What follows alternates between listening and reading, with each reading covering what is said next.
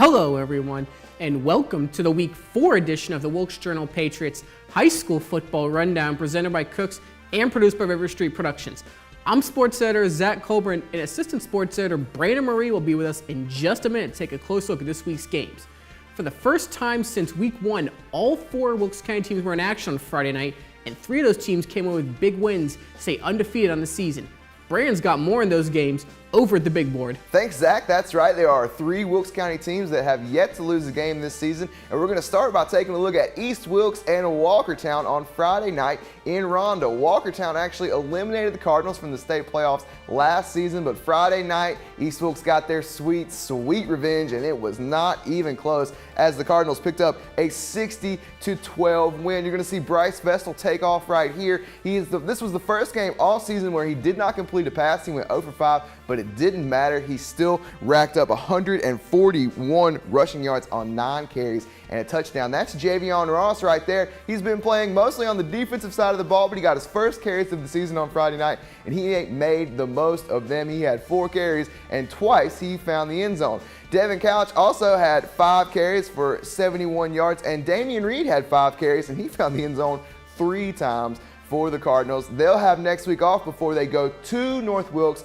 on September 22nd to start conference play. Speaking of North Wilkes, let's take a look at their 62-0 win against the North Stokes Vikings on Friday night in Hayes. This was the second straight week that North Stokes has made the trip to Wilkes County, as they fell last week to West Wilkes, and this week the Vikings of North Wilkes took care of business. We're going to see Ethan Brown find Christian Church in the end zone right there in the second quarter. That was a nice connection from those guys. And here's our man Jared Grimes, who has been dominating for the Vikings all year long. He had his fewest number of carries on Friday night, but he still had 188 yards. He's now over 600 rushing yards on the season, and that was his 3rd of 3 rushing touchdowns in the game. You can see Ethan Brown also found the end zone 2 times on the ground on his 2 carries for 46 yards. Elijah Johnson and Grant Linderman also found the end zone as well for North Wilkes. Okay, that's it for our highlights, but we do have stats from the other 2 games involving Wilkes County teams on Friday night. Wilkes Central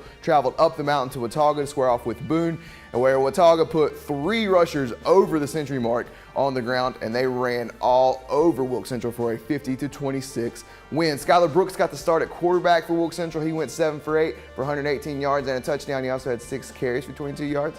Running back Tyler Bowles had 9 carries for 45 yards and a touchdown, and Joe Ray Morrison, who you see pictured there, had 5 carries for 24 yards and a touchdown as well. Okay, their next game will be against West Wilkes. They'll have a bye week this week.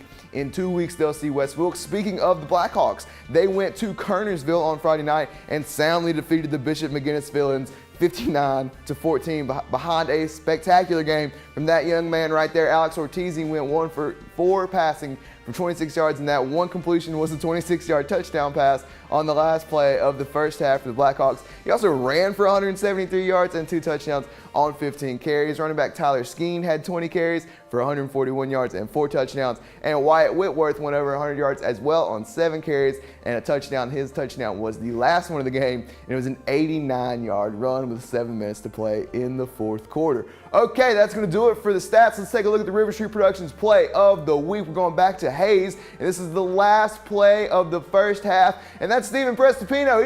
He's all over that fumble. He said, "That's my ball," and he's going all the way to the house. Defensive touchdown. Rumble, young man, rumble. What a great play for the Vikings to take the lead into halftime. That is excellent. All right, that's going to do it for me. Zach, back to you. Thanks, Brandon. Just 3 games on the docket this week involving NVAC teams, but 2 of those games will be involving Wilkes County teams, as North Wilkes will travel to Forbush and West Wilkes will play Bunker Hill for the first time since 1980 in Norris Creek on Friday. All right, this has been the Week 4 edition of the Wilkes Journal-Patriot's High School Football Rundown presented by Cooks. Be sure to follow us on Instagram and Twitter at WJP_sports. And while you're at it, like us on Facebook, and we'll see you on Friday night.